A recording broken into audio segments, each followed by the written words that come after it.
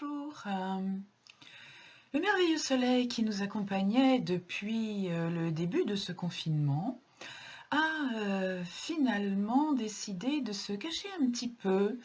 On a beaucoup entendu de gens qui râlaient: «Oui, voilà, on est confinés, il fait beau, gna gna gna, gna gna gna». Alors peut-être que le soleil a décidé de leur donner une petite leçon pour leur montrer que quand il était caché, eh bien, le confinement est certainement encore un peu plus difficile.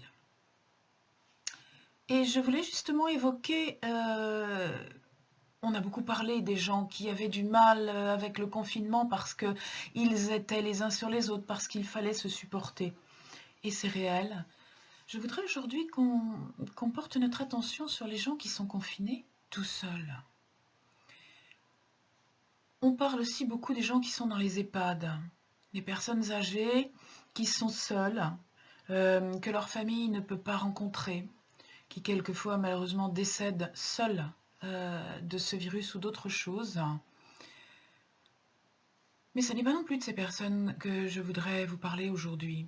J'aimerais évoquer toutes les personnes qui sont seules, qui ne sont pas forcément très âgées.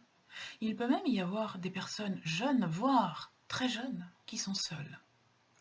Et cette solitude, théoriquement, elle est plus facile à supporter quand on est vieux, parce qu'elle est presque naturelle. Elle est très difficile à supporter quand on est jeune. Le geste de la jeunesse, c'est de l'extériorisation, c'est aller vers l'extérieur, c'est aller vers le monde, c'est aller vers les autres. Alors quand on est en prison, pour une raison ou pour une autre, à l'intérieur de soi ou à l'intérieur de son appartement, eh bien, c'est difficile. Voilà. Donc je voudrais juste peut-être vous rappeler que si vous connaissez des gens qui sont seuls, eh bien, il est peut-être dans vos moyens de soulager leurs difficultés. Les réseaux sociaux sont là pour ça. Les visioconférences sont là pour ça. Le téléphone aussi est là pour ça. Nous avons parlé dans une vidéo, il y a quelque temps de, la façon de stimuler son immunité et sa santé par ce que l'on apportait à nos organes des sens. Eh bien, les organes des sens, lorsque, ils sont stimulés par quelque chose d'agréable, je vous le rappelle, envoie au cerveau un message qui lui permet de sécréter les hormones que l'on classe dans la catégorie des hormones du bonheur et du bien-être. Et lorsqu'on sécrète ces hormones-là, on se sent mieux, on se sent plus à l'aise, moins stressé. Et il y a plusieurs choses qui permettent de déclencher à tous les coups la sécrétion de ces hormones. Certaines études ont été faites et ont montré que, par exemple, lorsqu'une mère voit le visage de son enfant, de ses enfants, eh bien, aussitôt, son organisme déclenche la sécrétion de ces hormones de bien-être.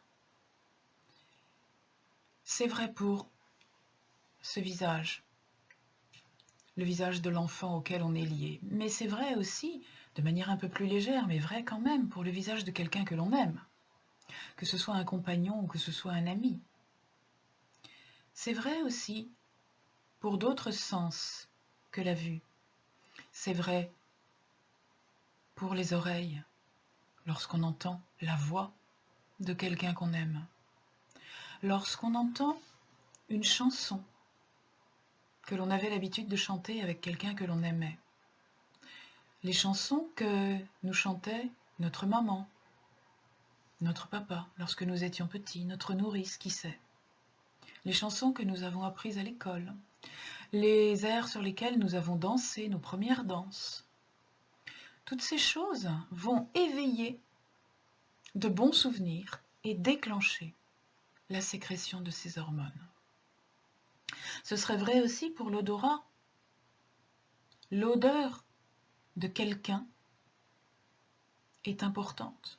Les enfants sont considérablement apaisés lorsqu'on leur donne à sentir un vêtement porté par leur maman, par exemple. C'est ce qu'on fait dans les hôpitaux quand les enfants sont en couveuse et que leur maman ne peut pas les prendre sur elle. Eh bien, on leur donne un vêtement qui a l'odeur de leur maman.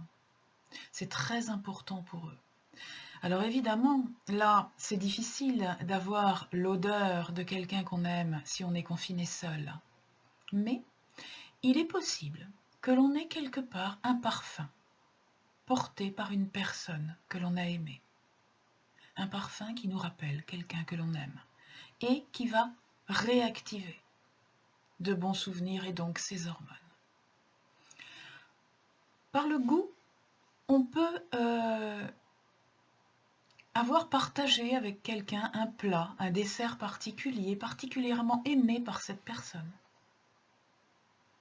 Et lorsqu'on le mange de nouveau, cela nous rappelle les bons souvenirs d'une époque où nous ressentions naturellement ce bonheur avec cette personne ou avec ces personnes, bien sûr. Toutes ces stimulations, tous ces stimuli sensoriels vont vous permettre de déclencher les hormones du bonheur. Ça peut être le cas aussi de l'automassage. Si vous êtes seul, n'hésitez pas à vous automasser. Simplement les mains, par exemple, ou les bras. Des endroits accessibles. N'attrapez pas un torticolis en essayant de vous masser le dos. Massez vos pieds, massez vos jambes, massez vos bras, vos épaules. Massez des endroits accessibles. Mais ce massage va décontracter, va déstresser, va lui aussi déclencher ces hormones qui vont vous faire vous sentir bien. Enfin, il y a la possibilité de visualiser.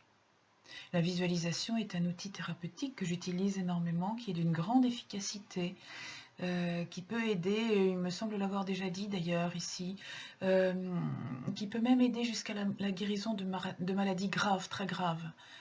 Certaines personnes qui ne guérissaient pas, par exemple avec une chimiothérapie, ont réussi à surmonter un cancer en phase pratiquement terminale grâce à la visualisation.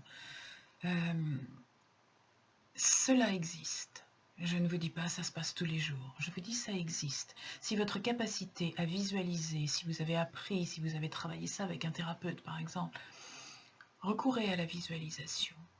Revisualisez des bons moments, revisualisez des scènes qui vous apportent du bien-être. Ça vous aidera à passer un cap.